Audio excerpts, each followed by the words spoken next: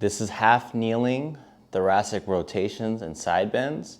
And so what we're gonna do is we're gonna demonstrate on one position with the left leg in front, but I would love for you to do this on both sides. All right, so what you're gonna do is you're gonna grab a very, very light weight. If you don't have a weight, that's also okay, because what you can do is you can alternate this by just forming a nice little reach when you do the same exact movements, okay?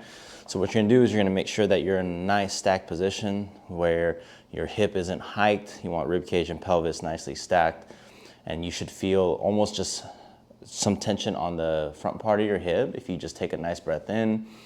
As you exhale, as you get a little bit of a pelvic tilt, you should start to feel a little bit of tension here. And so now what we're gonna do is we're gonna reach forward all the way with this weight. You're gonna take a nice breath in. As you exhale, you're reaching forward but not leaning forward, okay? Once you have that, your head is gonna be straight down the middle, and all you're gonna do is you're just gonna go side to side, okay? So the motion is maintaining your head down the middle as the rib cage rotates left and right.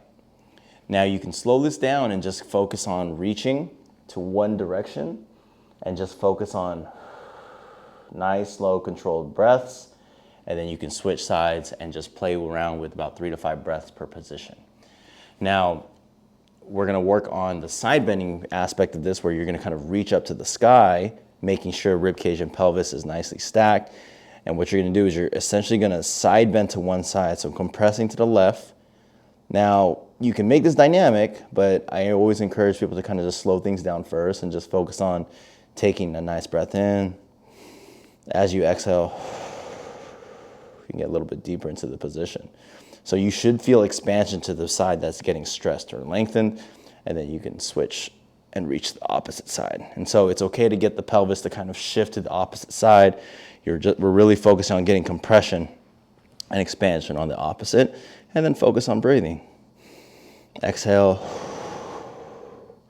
Then you can make it more dynamic, where you're just going all the way, get the stretch, and make sure that you're just kind of controlling your breathing throughout the whole phase. And so what you would do is you can just kind of focus on the breaths to start, make it more dynamic for the prescribed amount of time on your program.